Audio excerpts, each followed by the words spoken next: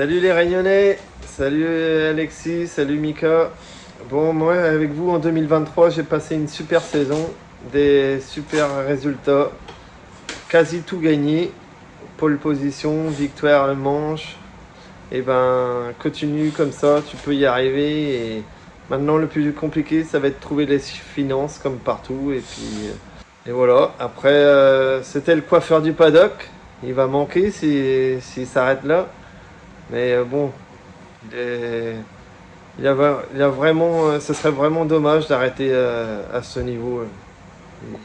Il y a vraiment des possibilités. Et puis, continuer comme ça, d'être unis, vous êtes au top. Allez, ciao, salut, et merci encore pour tout. Ne bois jamais. Là, 2 fois. Mais tu vois, quand il est loin comme ça, il voit du monde passer là. Et là, il aboie. Move to the right, move to the left, move to the right, move to the left, move to the right, move to the left, move to the right, move to the left.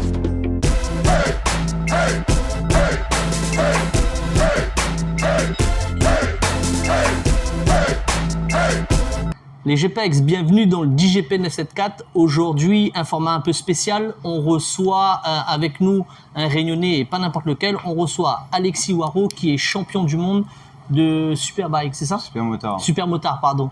Alexis, merci de nous recevoir donc chez toi, de recevoir le DGP 974. Présente-toi en quelques mots sans parler de ton palmarès.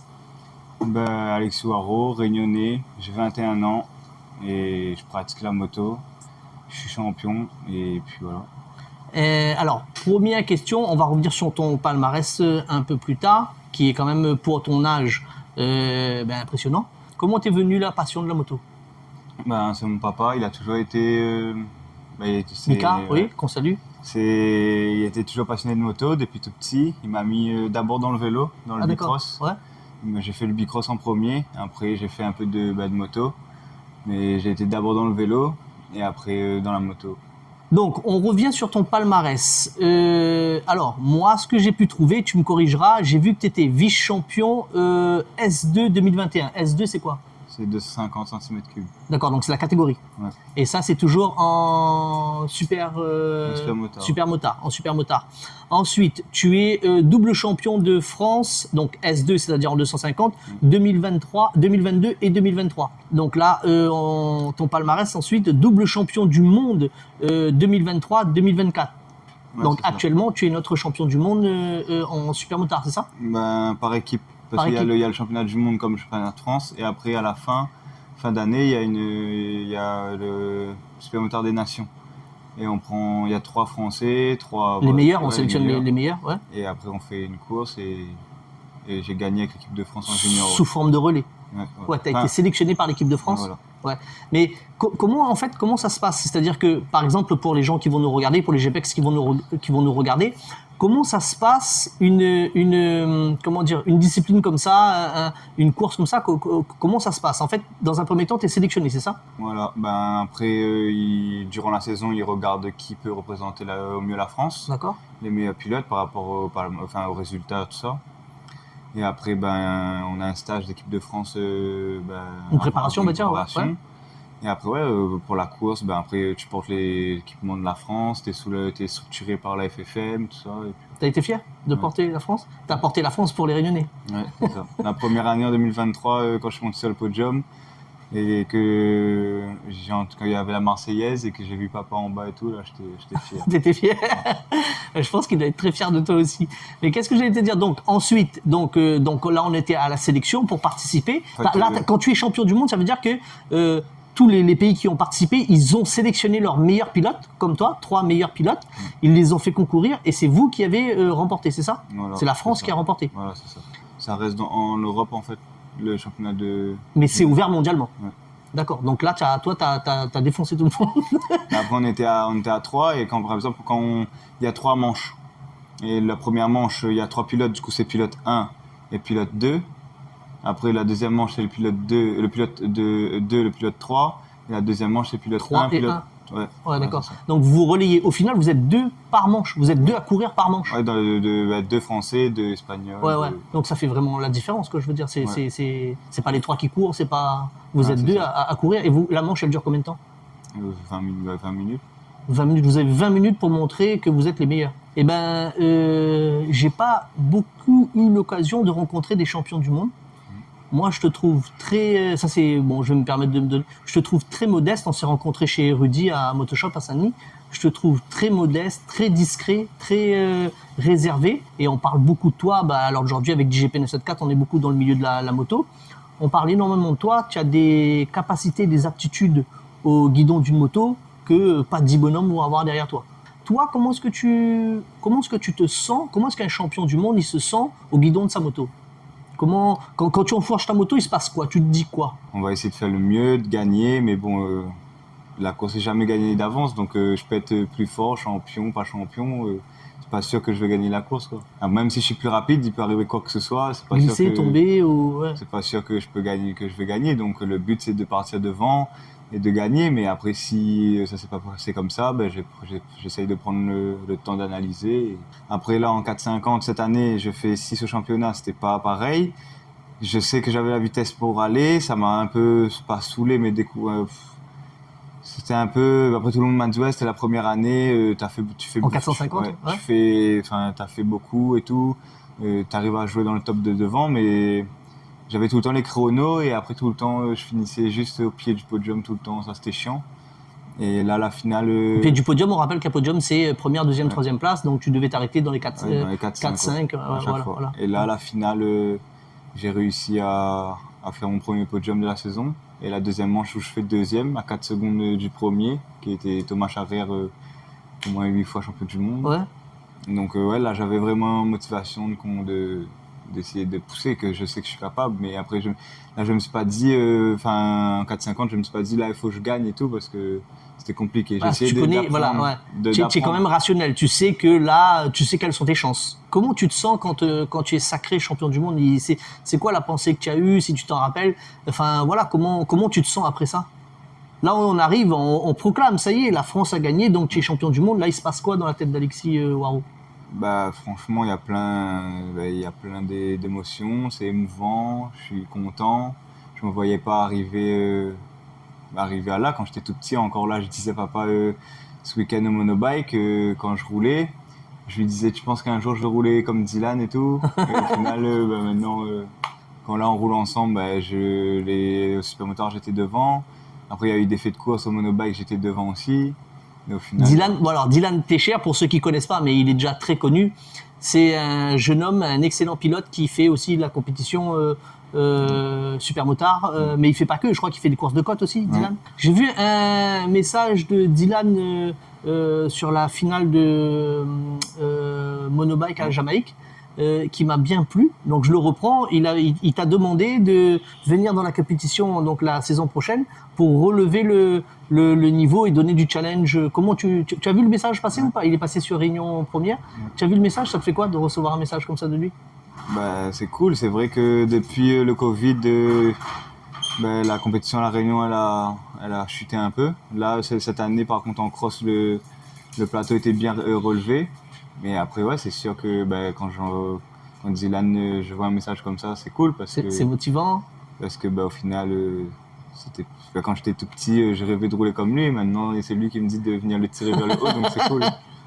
Donc Alexis, avec un palmarès de double champion du monde, double champion de France depuis 2022 et vice-champion depuis 2021, je vais me permettre de te demander des conseils pour les pilotes qui courent sur les circuits. Donc, à l'heure d'aujourd'hui, qu'est-ce que tu donnerais comme conseil? Alors, il faut savoir qu'il y a plein de petits jeunes qui participent à des courses localement. J'en ai interviewé lors des 24 heures, l'émission qu'on avait fait. Et puis, lors de mon initiation aussi, il y avait deux jeunes qui sont assez motivés.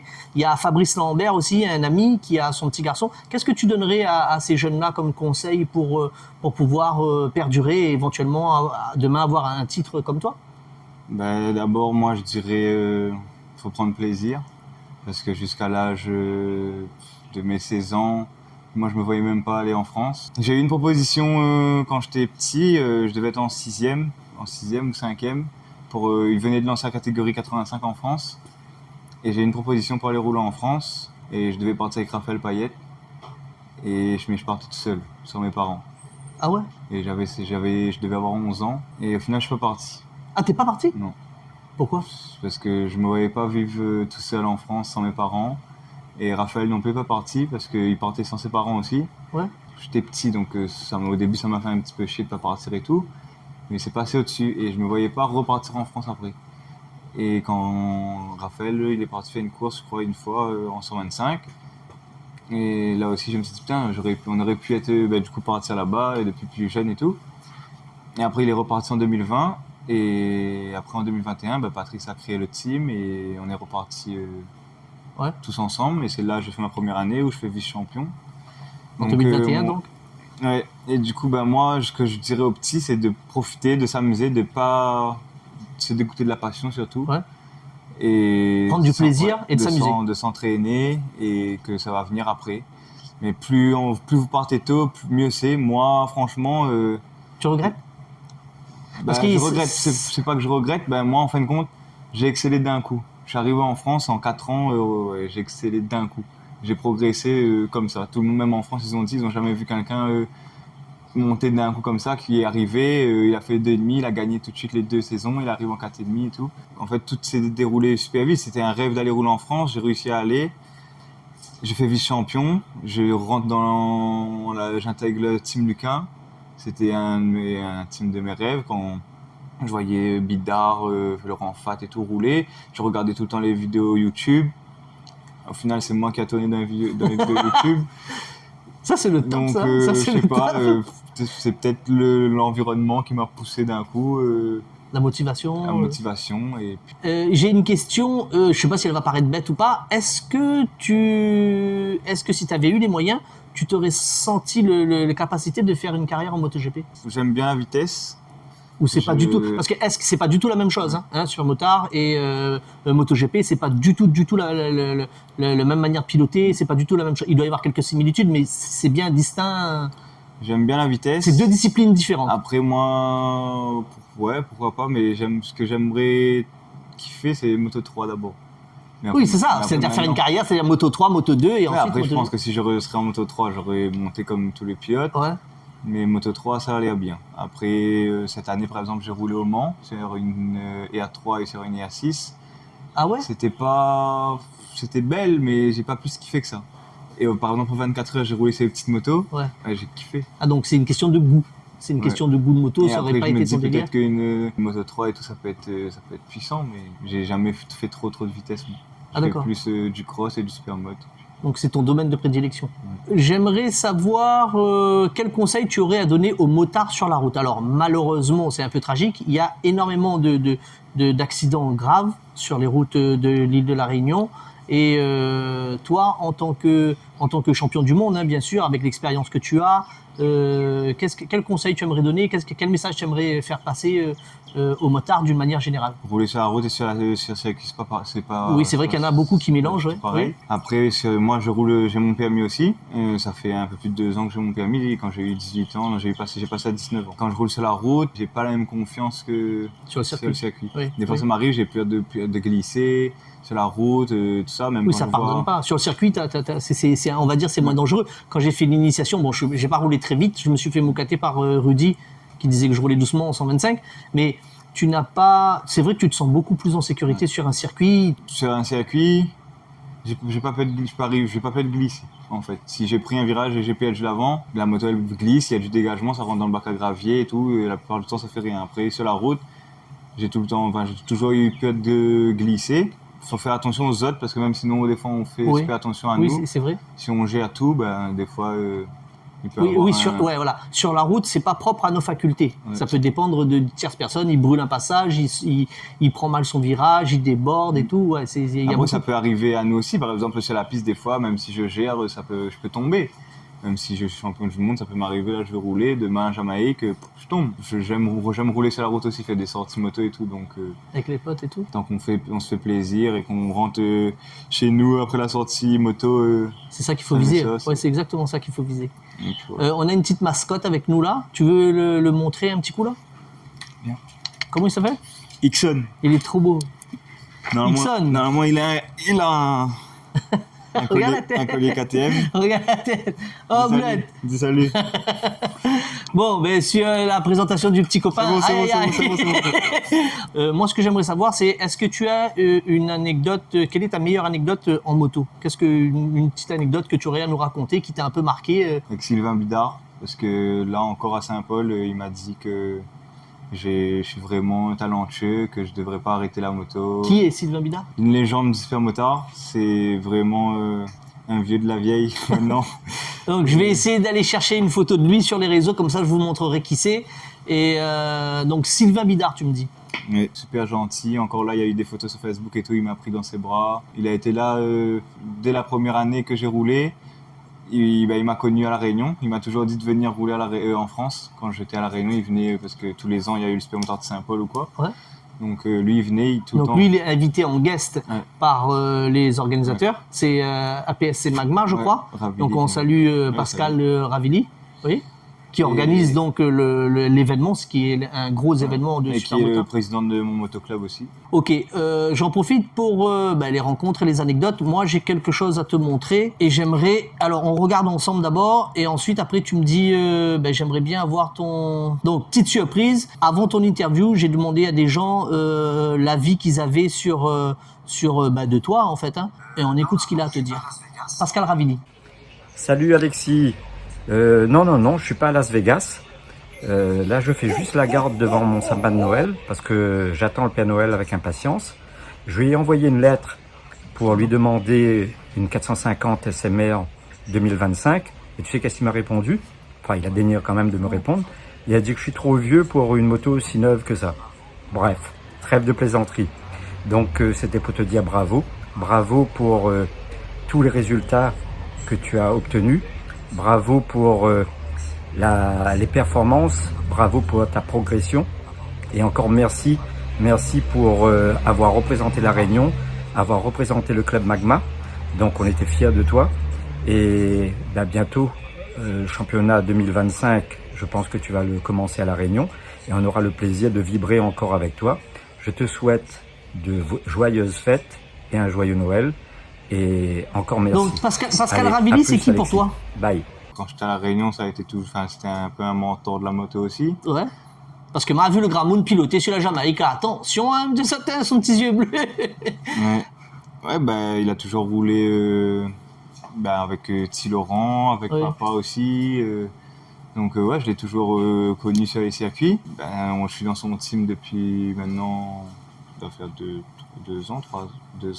3 ans. C'est le président de mon club et on s'entend super bien. On a toujours contact quand je suis en France et quand je suis ici, des fois il me prête les motos. Il a énormément de bienveillance vis-à-vis de toi, on peut dire ça. Ouais. Et puis, il a une haute opinion de toi aussi. Après, c'est un monsieur qui est là depuis... ça pas dit depuis que Moto existe, quand même. Mais voilà, c'est un grand monsieur de la moto à l'île de la Réunion, mais pas que. Hein. Et donc, il a quand même tenu à te faire ce message. Ça te fait plaisir qu'il ait eu une petite pensée pour toi? Ouais, ça me fait plaisir. Déjà au monobike, à la finale à Jamaïque, il a voulu parler un peu. Ça se voit que du coup, depuis, on s'est pas rapproché un peu, mais depuis que je suis dans son team, que là je reroule sur KTM et tout, on a recréé un petit lien. Ouais, vous avez tissé des liens. Donc, on reçoit tout de suite un nouvel invité, et pas n'importe lequel. Il est à l'initiative de la graine de champion qui est parmi nous. Mika Waro, le papa de Alexis. Bonjour, salut. Mika, une petite présentation de toi, vite fait, qui tu es.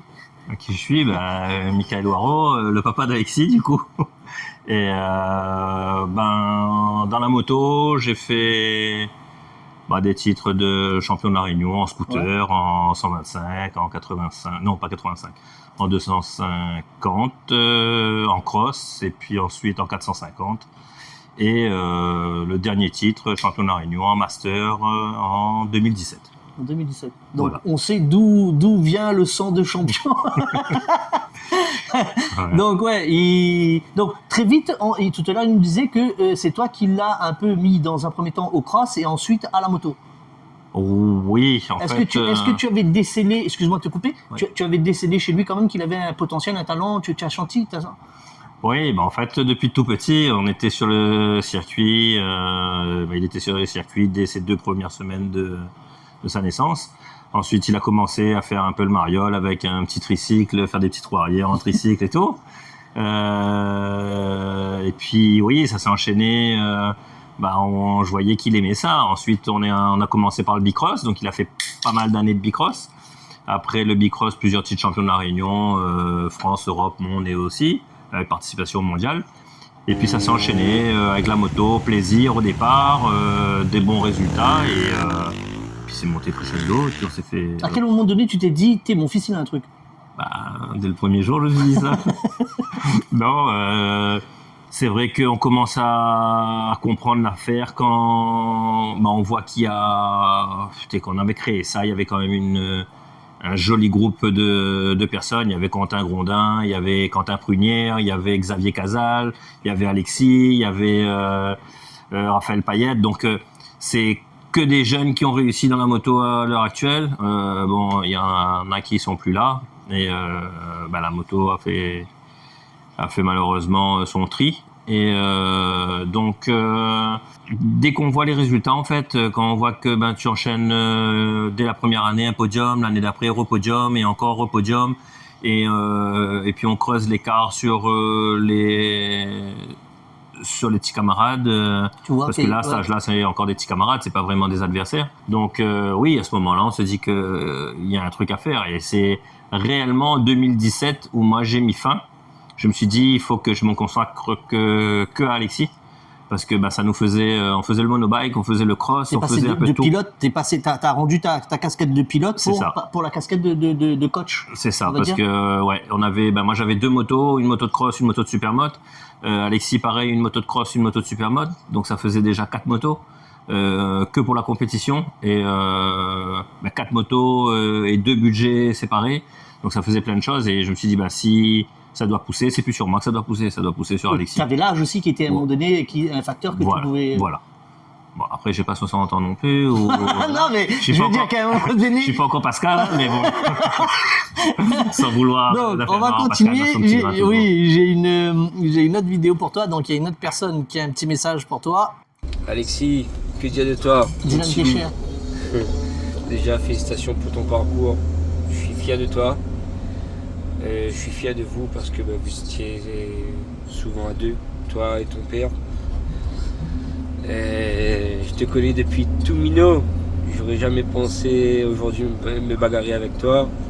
Et puis voilà, ton père il a fait énormément pour moi aussi, il m'a fait rouler. Je suis content de ton parcours. Et puis voilà, j'espère que tu resteras pas là. Que tu vas essayer de pousser comme je disais à ton père, pourquoi pas dedans la vitesse pour essayer de gagner sa vie dedans. Donc voilà, je sais que tu as les capacités. Attends. Donc Dylan qui est un ami mais qui peut rapidement être un adversaire vu son niveau aussi dans une course. Ça te fait quoi son message d'ailleurs? Après je vais recueillir ton retour à toi Mika aussi parce qu'il a eu un petit mot pour toi. Ça te fait quoi d'avoir un message de Dylan Técher, je répète, qui est une référence dans le milieu du pilote sur circuit à La Réunion? Ça me fait plaisir. Après avec Dylan aussi on est très proches. Donc parce que depuis, comme il dit, depuis tout petit je le connais. Papa était tout le temps derrière lui en moto. C'est un peu moins depuis que je suis parti et tout, mais donc à chaque fois que papa le voit sur la piste et tout, il donne toujours un coup de main. Donc ça me touche beaucoup d'avoir un message comme ça. Ouais. Et toi Mika, petit mot qu'il a eu pour toi? Écoute, ça fait plaisir qu'un jeune comme ça, motard, qui a du talent, qui est reconnu, qui fait de la compétition, qui à l'heure d'aujourd'hui a un message, un petit mot pour toi? Comme je dis souvent, c'est que je suis pas d'une vieille génération non plus, mais je fréquente de 7 à 77 en fait, comme dit la chanson. Et le truc c'est que j'ai toujours mon petit mot, tout le monde sait que j'ai un œil un peu veillant par rapport aux trajectoires, au châssis et à tout ça. Dylan, son petit discours me fait plaisir parce que c'est vrai que moi j'ai tout appris de Bernard Gallet, donc qui est plus là à l'heure d'aujourd'hui. Ça c'était mon dada. Bernard m'a appris beaucoup de choses que j'ai essayé de retransmettre à Dylan, à Olivier Bègue, à Alexis et puis à tous ceux que j'ai pu aider dans la moto. Donc c'est-à-dire ce petit côté réglage châssis, mon avis, la position sur la moto et les choses comme ça. Venant de Dylan, ça me fait plaisir parce que c'est vrai que je sais que Dylan, souvent il me disait Mika, règle la moto, mets ta position, tout, après si c'est bon, je te dis, ou sinon on corrige. Et Alexis, j'ai beaucoup fait ça, c'est que je réglais la moto pour lui. Il allait dessus, je lui demandais de retoucher s'il voulait et tout, et puis en fin de compte, le réglage convenait à peu près. Donc c'est vrai que ça fait une petite satisfaction là-dessus. Et puis surtout que c'est des gars qui roulent, quoi. Mika, j'aimerais bien qu'on précise, quelle a été exactement ta casquette tout au long de la carrière de ton fils? Quelle casquette tu as utilisée? Donne-moi un peu tout le panel des métiers que tu as dû faire pour aider. Il n'y a pas une casquette, malheureusement. La première, c'est sûr, c'est père. Oui. Ouais. La deuxième, qui tu as coach. Qui entrave les autres casquettes. Tu as coach, tu as préparateur, mécano. Préparateur, mécano. Il y a manager aussi. J'ai donné tous les encouragements que je pouvais. Ensuite, j'ai été chauffeur aussi, parce que sur la route, effectivement, il faut aller. Oui, c'est pas négligeable. Voilà, il faut aller, venir et tout, tout ça là. Mais c'est vrai que il faut avoir toutes les casquettes en fait. Il y a une casquette dans laquelle je suis fier, c'est celle de mécano. Parce que dans une carrière comme celle d'Alexis... Bien préparer une moto, c'est important. Oui, c'est ça. Ouais. C'est très important. Parce que si t'es un bon pilote, mais que t'as pas une bonne moto, ça peut ne pas fonctionner. Ouais, le bon pilote compense beaucoup de choses, mais le bon mécano aide le bon pilote. Donc, c'est surtout le mécano connaît son pilote et son pilote a confiance en son mécano. Moi, il y a de nombreuses fois où Alexis est parti en manche, je me demandais si j'avais serré des boulons. Alexis s'est jamais posé la question est-ce qu'il y a un boulon qui est vissé ou pas vissé. Ouais, confiance aveugle. Quand il prend la moto, c'est à fond tout de suite et il n'y a pas de question. Hein. Ouais, que le pilote il est confiance pour pouvoir conduire sereinement. Quoi, s'il n'y a pas un truc qui entrave. Après, Alexis n'est pas très vieux, mais il y a quand même beaucoup d'heures d'entraînement, énormément d'heures d'entraînement derrière. Et puis des compétitions aussi. Et on peut se vanter à l'heure d'aujourd'hui d'avoir zéro casse. Zéro casse en manche. On n'a jamais abandonné sur pas de mécanique. Des chutes Des chutes, oui. J'ai déjà eu plein de chutes, mais... Et malgré que tu aies eu des chutes, ça t'a pas empêché de continuer la compétition? Ou c'est ça, quand tu étais en compétition, tu as eu une chute qui a stoppé la compétition, non? Donc des chutes... Il y en a une qui a failli. Ouais, ça a failli. En 2022, je suis tombé. Et tout le monde, sur le bord de la piste, pensait que j'allais pas repartir. Et tu as réussi à repartir? Oui. Même les commissaires et tout voulaient pas que je reparte, mais moi j'ai dit faut que je parte, faut que je finisse la course. On redémarre tout de suite avec un autre petit visionnage pour... Voilà, pour toi Alexis. Et pas des donc Mika, ton merci papa. pour tout. Tu as été un garçon formidable jusqu'à maintenant. Ces derniers temps, ça a été plus compliqué par rapport au choix que la moto amène. On a eu des moments compliqués, on a eu des moments heureux, on a eu plein de moments et en fait je te dis merci pour tout ce que tu as pu faire. Tes résultats, ta gentillesse, ta participation, ton enthousiasme et tout. J'ai beaucoup confiance en toi, même si je t'en demande toujours plus. Malheureusement, c'est le côté que j'ai de papa, de coach, de mécano, de préparateur, de tout ce que tu veux. Mais merci pour tout ce que tu as accompli et tu vas encore accomplir plein de choses. Merci pour tout ça. Super Motard des Nations, je rêvais d'y aller quand j'étais jeune pour le regarder. Tu en as gagné 2. La première piste d'Alcaraz, la première fois que je l'ai vu en vidéo, je me suis dit waouh, ça c'est un circuit de Super Motard. Pour ta première participation au mondial, tu fais une Super Pole. Donc tu participes à la Super Pole 6e. Franchement, il n'y a rien à demander de mieux en fait. Et bravo. Et quoi qu'il en soit, je serai toujours derrière toi pour toutes tes décisions et tout. Et puis on annonce quand même que on va participer à tous les événements moto à l'île de la Réunion. Et puis moi j'essaierai de te suivre et de donner toujours les coups de main que j'ai pu donner jusqu'à maintenant.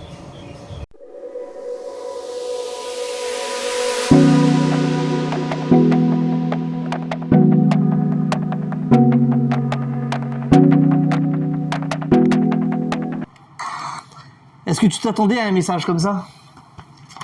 Bah, de la part de papa, oui. Enfin, vrai, je pense, moi, je me voyais pas avoir plein de vidéos comme ça de tout le monde, mais de papa, de les mots qui sortent, oui. On a souvent des discussions comme ça où il me dit ça. Donc, Qu'est-ce que ça te fait d'avoir un papa comme ça qui soit prêt à investir autant qu'il a investi en temps, en tout ce qu'il a pu faire pour toi? Et qu'est-ce que, en tant que fils, ça représente quoi pour toi? bah, c'est un grand soutien parce que bah, s'il n'était pas là, j'aurais été pas là où j'aurais été Alors, oui, tout ce que tu as aujourd'hui. accompli. Parce que c'est lui qui a tout fait. Si bah, j'ai ce palmarès-là, bah, c'est grâce à lui. Donc, s'il m'aurait pas mis dans la moto, s'il m'aurait pas appris, s'il m'aurait pas entraîné, tout ça, bah, j'aurais été pas ce que j'aurais été aujourd'hui. Donc, ouais, tout, c'est grâce à lui, quoi. Donc, on peut dire que vous formez tous les deux comment dire, un binôme. L'un tire l'autre vers le haut, l'un a besoin de l'autre. C'est assez, vous êtes assez complémentaires. Vous êtes deux maillons qui vraiment s'emboîtent très bien l'un avec l'autre pour en arriver à un tel niveau, non, Mika?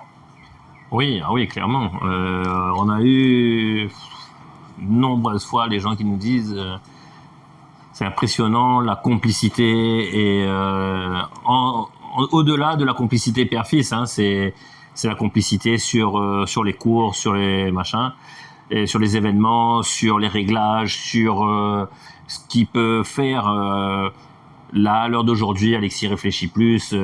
J'ai plus autant de choses à lui dire parce que il a son autopilotage, il a son talent qui fait que il a acquis de l'expérience aussi. Voilà, il qu'il a a acquis de acquis tout ça. l'expérience qu'il arrive à mettre en œuvre alors Voilà. aujourd'hui. Mais plus jeune, il y a des choses où on aurait pu. J'ai entraîné d'autres jeunes, que ce soit en bicross ou en moto, qui réfléchissaient. Quand on leur disait quelque chose, ils doutaient qu'ils étaient capables de ça. Alexis, là-dessus, il n'a jamais douté de... Si son papa, le papa coach, lui disait Alexis, il faut passer à tel endroit, à telle vitesse et de telle manière, mais il réfléchissait pas. C'est que si on lui a dit que de faire ça, c'est que ça passe. Et à aucun moment, il m'a dit oui, c'est dangereux, oui, mais je peux pas, ah oui, non. Tu l'as dit, c'est que... Ouais. Ça a toujours été, et puis après, voilà... Il y a ce côté entraîneur aussi de moi qui fait peut-être que j'ai toujours cette petite réserve qui est infime, hein, parce qu'en tant que papa, ma réserve est infime. Après, en tant qu'entraîneur, je pousse toujours au maximum, mais sans aller au casse-pipe, en fait. Ah. Donc, c'est pour ça qu'Alexis a jamais eu, jusqu'à maintenant, on touche du bois, de grosses blessures, plein de chutes, plein d'essais, loupés, recommencer, retravailler, refait jusqu'à temps qu'on réussisse. Mais il est allé les yeux fermés. Ou les yeux grands ouverts, Les ça gars, dépend vous faites plaisir à voir, vous faites briller mes yeux. Toto. Non, parce que moi, dans un premier temps, j'ai perdu mon père. Mais après, oui, effectivement, vous voir tous les deux, ça fait kiffer, quoi. Je pense que ça va se ressentir à travers les vidéos. Et j'espère d'ailleurs avoir beaucoup de messages, même de questions. N'hésitez pas sur les réseaux, sur DJP 974, la chaîne YouTube. On déguste là parce qu'il fait excessivement chaud, comment dire, dans le sud. La boisson l'est fait, et celui-là c'est un nouveau parfum, c'est baie sauvage. Vous trouvez comment, les garçons? Moi je kiffe bien. Moi aussi. C'est la première fois que je goûte. Ouais. Après papa il avait goûté un hier, je L'original, crois. ouais. Ouais, l'original. Mais le baie sauvage passe bien. Moi j'aime bien baie sauvage, bon, l'original aussi. Et puis il y a le citron menthe aussi qui fait un peu Virgin Mojito. Après il y a encore d'autres parfums que vous pouvez retrouver un peu partout, ou sinon passer par le DJP 974. Est-ce qu'il y aurait pour toi, par exemple avec Pascal Ravelli, je sais que lui il est un fervent défenseur il aimerait avoir un vrai circuit de haute vitesse à l'île de la Réunion. Qu'est-ce que toi t'en penses en tant que champion du monde? Est-ce que ça serait bien d'avoir un circuit comme il y en a en France, comme il y en a en Espagne, comme il y en a en Italie? C'est sûr que ce serait top, parce qu'à part c'est que la Jamaïque, il n'y a pas d'autre. Ils ont parlé, je crois que ça fait maintenant presque 10 ans, ça disant qu'il devait avoir un complexe sportif à Saint-Pierre, ça n'a jamais été fait. Oh, c'est ça, il nous avait dit Pascal. Donc ouais, c'est sûr que s'il doit avoir quelque chose à la Réunion, ce serait top. Maintenant la Jamaïque, on tourne maintenant, ça fait je sais pas combien d'années on tourne en rond. C'est bien dit. C'est bien dit. Presque un rond maintenant. Et puis il n'y a pas d'autre, et puis maintenant ça devient un peu compliqué maintenant, même pour rouler à la Jamaïque. Donc ce serait bien d'avoir un autre circuit. Bon, on arrive à la fin de cette interview. J'ai bien kiffé, j'ai bien apprécié. Moi, le père et le fils, c'était un kiff pour moi. J'aimerais bien qu'on fasse le bilan de ta carrière. Et ensuite, la dernière question, ça va être quels sont tes projets. Donc à l'heure d'aujourd'hui, tu en es où? Pour l'instant. Tiens, retour à la Réunion, retour aux sources. Ouais, voilà. Niveau métropole international, je vais plus rouler là-bas. Donc, On peut avoir les raisons ou pas? oui, enfin, il y a plein de raisons, beaucoup de complications d'investissement pour pas de retomber à la fin en fait. Ouais, alors en fait, j'aimerais bien apporter un truc très clair sur Alexis. Le gars, il est champion du monde et il a de la difficulté à avoir des sponsors, à avoir des aides locales, c'est-à-dire de la région, du département, voilà. Donc, j'ai énormément de mal à comprendre ça, comment on en arrive à un degré au summum de la compétition et de ne pas avoir un soutien. Je dis n'importe quoi, ça aurait été un espagnol, un italien, autre... est-ce que ça aurait été la même chose? Non. Mika Oui, ça aurait été la même chose. Ah, ils sont pas non plus? Ah bon? Oui, ils sont pas aidés non plus. Donc c'est pas propre à nous alors? Non, c'est pas propre à la Réunion. D'accord. Avec les sponsors, moi quand je dis nos sponsors, on a essentiellement que des gens qui nous connaissent. À l'heure d'aujourd'hui, notre plus gros sponsor, KTM Réunion, c'est avant tout un ami, une connaissance qui se lance dans l'aventure avec nous. On est quand même passé un peu du côté pro, entre guillemets, tout en restant petit, malheureusement. C'est pas local. C'est généralisé. Il n'y a pas d'aide des organismes qui devraient normalement le faire. Non, c'est les teams qui aident. Alors, je vais donner un exemple qui a été fait. Oui, mais la région, la mairie, enfin, je sais pas, ta commune et tout ça et tout. Voilà. Il pourrait quand même, gars, champion. Enfin, pour moi, ça a une connotation énorme, champion du monde. Oui. Tout à l'heure, j'ai bien posé la question, tu as affronté. C'est-à-dire que quand même, il faut savoir qu'il y a des pilotes du monde entier qui ont été sélectionnés.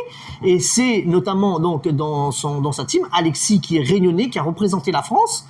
Et c'est gros quand même, quand derrière il n'y a pas de soutien, d'aide. On a des piles de dossiers, que ce soit département, région, service des sports, l'ORES, enfin je sais plus, tous les organismes de sport. On va pas dire rien, mais il y a très peu. En fait, on est à l'heure d'aujourd'hui sur un truc où Alexis, il a un statut de sportif haut niveau. Donc on est quasiment au statut sportif le plus haut possible et il a une aide, on a eu 1 000 € avec le département sur une demande d'aide de 20 000 €. Oui, c'est même pas 10% de ce que tu as. Moi je dis que ça nous paye même pas ça nous paye même pas le train de pneus pour le week-end. Pour un week-end, 1 000 €. Donc c'est bien. C'est très bien si j'en ai 100 comme ça. Peut-être que c'est la discipline. Peut-être que c'est l'implication qui est pas faite de la bonne manière. Mais justement, j'aurais aimé qu'on nous dise, Monsieur Waro, voilà, Alexis doit se lancer. Voilà ce qu'on attend de vous, un genre de cahier des charges pour pouvoir prétendre à plus. Exactement. Voilà, c'est nous aiguiller comment aller ou quoi faire pour que vous puissiez avoir ces retombées-là. Ou ce qu'on attend de vous. On est en train de perdre Alexis. Et on n'a pas eu ça en fait. On n'a pas eu ça, donc c'était compliqué. Donc voilà, le choix d'Alexis, il est là. Je pense qu'il grandit, bientôt vieillit, donc du coup. Donc du coup, il se rend compte que c'est beaucoup d'investissement pour. Il y a beaucoup de ça. Après, il y a le relationnel entre lui et moi. Comme je dis dans la petite vidéo, je lui demande toujours beaucoup. Et à certains moments, t'as l'impression que c'est jamais assez en fait. Mais malheureusement, pour arriver ça peut amener un ras-le-bol chez l'intéressé, voilà. Ce qui peut être compréhensible quelque part. Tout à fait compréhensible. C'est parce que justement, pour en arriver là, on fait pas ça par hasard. Ou sinon, tout le monde l'aurait fait. Ça aurait été facile pour tout le monde. Le truc, c'est que c'est beaucoup de sacrifices, beaucoup d'implications, beaucoup de demandes, c'est bien, mais pas assez encore. Et c'est compliqué quand on est déjà. Et c'est ce qu'on dit. Moi, c'est ce que j'ai dit souvent. Tu vois, le premier là, il faut être devant lui. Et quand tu es premier et il faut être devant toi, c'est compliqué. C'est compliqué d'être devant toi. Donc du coup, la dernière question, ça va être quelle est... moi j'ai une petite question pour toi après. Je peux te la poser tout de suite. Donc tu es champion du monde. Je le précise bien parce que pour moi c'est très important. Tu es champion du monde. Comment ça se passe avec les filles quand tu es champion du monde? Parce que moi, depuis tout petit, j'ai toujours vu des nanas gaulées de la mort avec à côté des motos qui tournaient autour, tout ça. Toi, comment ça se passe? Le supermotard, non, il n'y a pas de ça. C'est où? En cross alors? Ouais, En cross, en en MotoGP? cross, Pas Et trop déjà- d'ombre la gueule. y a Après, pas- si y a au pas mondial, beaucoup. mais Après, oui, au mondial, il y en a, mais bon, t'es sur la grille, t'es mais pas c'est- dans voilà, ton ils délire. sont- Ah, mais t'es champion du monde, tu dois être convoité quand même, non? pas tant que ça. Encore hier soir, je suis sorti et j'ai mes potes qui sont chanteurs. Mille fois être chanteur que Ah bon? Vaut bien champion, c'est qui tes vaut potes? chanteur C'est qui tes que potes? monteur de moto. GTN et NH, ils ont sorti un son là, Ouais, 4 ouais. réunions sur ça tourne partout avec Zoé FM et tout là. Et donc là, ça y est, dès qu'ils passent, tout le monde Ouais. chante leur truc et tout. Ah ouais, vaut mieux être chanteur que... Hier j'étais avec eux et tout, et ils m'ont dit ouais viens, on a pris le carré VIP et tout, viens en haut et tout, je vais, et partout ils causent avec tout le monde, tout. Ah donc il aurait mieux valu... Toi, à l'heure d'aujourd'hui, si tu vas en boîte et il n'y a personne qui connaît... Si, des fois ils me causent un peu comme ça, mais sinon je suis pas... Ça dépend dans quel monde tu es en fait. En fin de compte, Encore une fois. je suis connu dans le monde de la moto et dans le monde de tous les jours, je suis un monde normal quoi. Je suis un Ah, gars- je suis un t'as gars. pas de retombées aussi Et larges. c'est comme tout le monde me dit, ouais, tu fais pas en plus, tu fais pas d'affaires. Je dis, je peux faire en plus dans le monde de la moto. Quand je suis dans la rue, comment je vais faire en plus? Il va dire, gars, c'est quoi? Bah oui, bah tu c'est sais, un tu sais gars ce que je lambda, dis en fait. moi? Les gars, tu sais ce que je dis à mes potes? Parce que moi, quand on roule, généralement, je suis plus dans les derniers que dans les premiers, tu vois. Mais moi, j'ai dit, heureusement, tout le temps, je dis à mes potes, hein, heureusement pour vous que je suis pas dans les premiers. Hein. Parce qu'avec la bouche que j'ai, les gars. On devrait encore plus grand. Si un gars comme moi qui est champion demain, mon Dieu. Non, mais Diego. Ah, frère, moi, c'est sûr. Avec la bouche que j'ai, et Ouais, tout, non, bah ça va c'est- être l'intéressant, vantard, arrogant. Ah, c'est sûr. Ah, Le oui, 3A, à moi. le 3V. Ah oui. Bah, Alexis, il a un truc, c'est que, et tu le vois, là, je le voyais à Saint-Paul, et tout le monde le voit, il me dit, bah, Alexis, il reste toujours le petit gars créole, il joue moto. Alexis, tes futurs projets, c'est quoi? Déjà, j'ai compris que ça va être local déjà. Ouais, Ouais. ça va être local. Je vais rouler ici. Tu vas participer aux compétitions ou pas? Ouais, Papa, il a dit que Mika, à cause de quoi, je pense pas. non, Parce tu fais pas. que j'aime bien regarder, j'aime rouler sur la route, mais ça m'a jamais trop. Moi, j'ai jamais été pour non plus. C'est la seule discipline chaud, où j'ai hein. pas été pour. Ouais, c'est chaud. Où le danger est le même que sur la route, et encore, voilà, bon, bah, projet, on en a parlé un peu avec Alexis, enfin, on en a parlé, c'est sa décision que moi, je suis. Comment, quoi, je sais pas encore, on verra bien. Et qu'est-ce que vous pouvez annoncer là? On annonce KTM Réunion, Ouais. On va continuer avec KTM Réunion. Ouais, déjà. et puis j'aimerais cross faire, super moto. faire la saison de cross. Et Est-ce que c'est possible, je sais pas parce que je connais pas les calendriers, c'est possible d'associer les deux, de participer aux deux compétitions? Oui. Et c'est possible d'être titré dans les deux? Oui. Si tu fais ça, l'année prochaine donc, tu serais le premier à faire ça? À faire quoi? Les deux disciplines? Ouais. Non, mais non. Tout le monde fait. Enfin, tout le Non, monde. en a mais beaucoup. être titré dans les deux. Ah, titré dans les deux. Ouais, je pense pas que tu vas participer juste pour regarder les autres courir devant toi. Non, oui. Donc, si Alors. jamais tu participes, il y a éventuellement ou potentiellement une chance que tu. Ah ben le but est là, si on est à la Réunion, après c'est vrai qu'il y a des disciplines de prédilection, Alexis il a sa discipline de prédilection c'est le super motard, donc ouais. ça combine le monobike et le cross. Maintenant Alexis en métropole, sa partie la plus rapide c'était la partie terre, donc Ah il bon est assez doué sur le super motard, il a toujours été sur les mondiaux et tout. C'est combien sur super motard, c'est combien de pourcentage cross et bitume, c'est combien? 70-30 à peu près. Ah, d'accord, 70, d'accord, ouais, ouais. 70 Plus ou moins. de bitume et Ouais. 30 de terre. Plus ou moins. Après, ça dépend. Il y a certains circuits comme Alcaraz, justement, qui a une très très grosse partie terre. Ensuite, on a un autre circuit qu'on a fait en Espagne, Albaida, où on a une partie terre qui est très courte, et un circuit, une partie bitume qui est très courte aussi, mais qui est dérisoire comparé la partie terre qui est dérisoire comparée à la partie bitume. Ça dépend des circuits en fait. On va dire d'une manière Mais générale. général, c'est 70-30. D'accord. Cette expérience-là, en plus, Donc, ici, donc qui fait la différence. 2025, on t'attendra donc sur les compétitions de motocross et de supermotard. C'est ça. C'est ça? Et de monobike, éventuellement. Le monobike Peut-être pas Monobike, tout, ouais. ou peut-être tout le monobike et le super motard, c'est encore incertain pour 2025. Ah bon? On ne sait pas s'il y aura, il y aura Saint-Paul, sûrement Bah, avec oui, parce qu'à Saint-Paul, le championnat 2025 pour être local, on ne sait pas ce que ça va donner, on verra. Les calendriers sont sortis, on verra qu'est-ce qui est validé, qu'est-ce qui est pris. Mais en théorie, on devrait se poser sur le monobike, sur le cross, et s'il y a du super motard. Bon, ben les gars, on arrive à la fin de cette interview. Je tenais vraiment et sincèrement à remercier donc Mika et Alexis de nous avoir reçus pour pouvoir faire cette interview avec eux. Donc, petit cadeau. Alexis, on a fait un calendrier de motards. Tu as 12 motards, 13 motards qui ont répondu présent. On a fait le calendrier du DGP 974. Donc, un petit calendrier pour toi. J'ai notre nouveau sponsor et partenaire pour la saison 2025. Donc, c'est la marque de streetwear Ghetto All Star. Donc, il y a un t-shirt pour toi et un t-shirt pour Mika. J'ai mis XL. C'est bon, XL? Très bien, impeccable, voilà. Ça va. Donc, un message, Alexis? Tu as des gens à saluer, tu as des gens à... 2025, c'est après. Ouais, 2025, de retour sur l'île. Et puis on va faire du spectacle, plaisir. Et je remercie déjà toutes les personnes qui m'ont suivi, toutes les personnes qui vont regarder l'interview. Et à bientôt sur les pistes. Mika? Pareil, gros remerciements à toutes nos connaissances qui nous ont donné de la force, que ce soit messages, téléphone, les vidéos, les j'aime, tout cela. À toi qui est là pour nous remettre un petit coup en avant pour 2025. Et puis à tous ceux qui vont venir dans notre aventure Réunion pour se ressourcer et puis s'amuser surtout. Hein, et puis vivre la passion ça que nous y aime. Oui, la moto. Voilà. Bon, moi, ce que je vous dis, les gars, c'est à bientôt. La première émission du DGP 974 se fera après la première course de MotoGP le week-end du 28 février. Et il y aura un débrief, et puis après, le DGP 974, c'est fait par des champions réunionnais pour des Réunionnais.